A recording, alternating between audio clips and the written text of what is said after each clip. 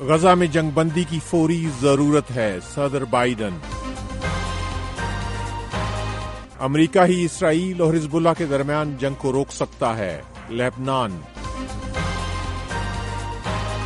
ایران جوہری امور پر عالمی طاقتوں سے بات چیت کے لیے تیار ہے، ایرانی صدر۔ وائس آف امریکہ واشنگٹن سے اہم خبروں کے ساتھ محمد جلیل۔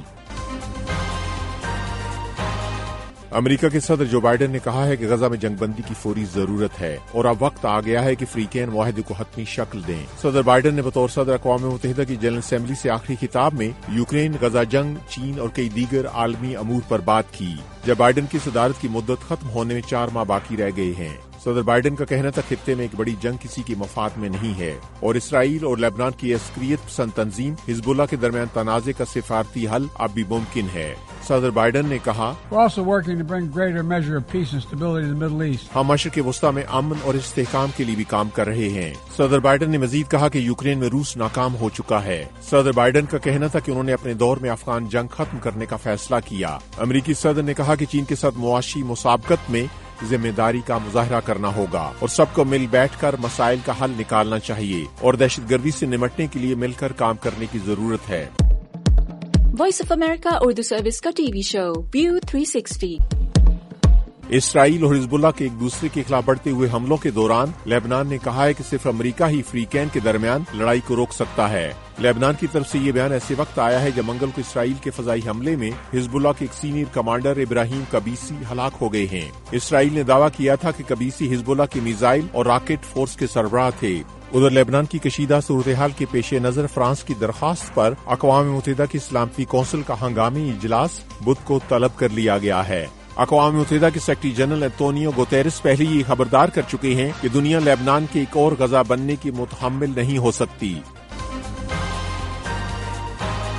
ایران کے صدر مسعود پزشکیان نے کہا ہے کہ تہران جوہری پروگرام پر بات چیت میں تعطل کو حل کرنے کے لیے عالمی طاقتوں کے ساتھ مل کر کام کرنے کے لیے تیار ہے۔ پزشکیان نے کہا کہ ایران 2015 کے جوہری معاہدے میں شامل تمام فریقوں سے بات چیت کرنے کے لیے آمادہ ہے اور اگر اس میں پیش رفت ہوتی ہے تو دیگر امور پر بھی بات چیت کی جا سکتی ہے۔ ایرانی صدر نے منگل کو اقوام متحدہ کی جنرل اسمبلی سے خطاب میں روس یوکرین جنگ کو بھی مذاکرات سے ختم کرنے کا مطالبہ کیا ہے۔ ایرانی صدر کا کہنا تھا کہ ہم سب کے لیے امن چاہتے ہیں اور کسی بھی ملک کے ساتھ تنازع میں الجھنے کا کوئی ارادہ نہیں ہے۔ ایران جنگ کی مخالفت کرتا ہے اور یوکرین میں تنازع کو فوری ختم ہونا چاہیے۔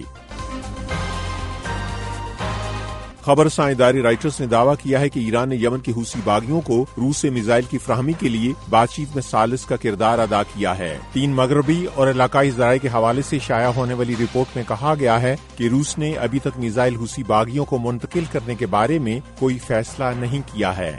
یمن کے حوثی باغی بحیرہ احمر میں تجارتی جہازوں کو نشانہ بنانے کی صلاحیت رکھتے ہیں، جس کی وجہ سے امریکہ اور یورپی ممالک کے بحری جنگی جہازوں کے لیے خطرات بڑھ جائیں گے جو بحری تجارتی جہازوں کی حفاظت کرتے ہیں۔ ماسکو اور تہران کا تاحال اس بارے میں کوئی بیان سامنے نہیں آیا ہے۔ خالد حمید کے ساتھ تازہ ترین خبریں براہ راست دیکھیے پیر سے جمعہ۔ یوکرین کے شہر خارکیف میں ایک بلند و بالا عمارت پر روس نے ایک گائیڈڈ بم سے حملہ کیا ہے جس میں کم از کم 3 افراد ہلاک اور 34 زخمی ہو گئے ہیں۔ یوکرین کے حکام نے خدشہ ظاہر کیا ہے کہ کئی افراد عمارت کے ملبے تلے دبے ہوئے ہیں۔ ادھر جنوب میں زوپوریژیا شہر پر روس کے تازہ حملے میں 7 افراد زخمی ہو گئے ہیں۔ وائس آف امریکہ واشنگٹن کی اردو سروس سے خبروں کا یہ بلیٹن اب ختم ہوتا ہے۔ میں ہوں محمد جلیل اور ایڈیٹر تھے رانا محمد آصف۔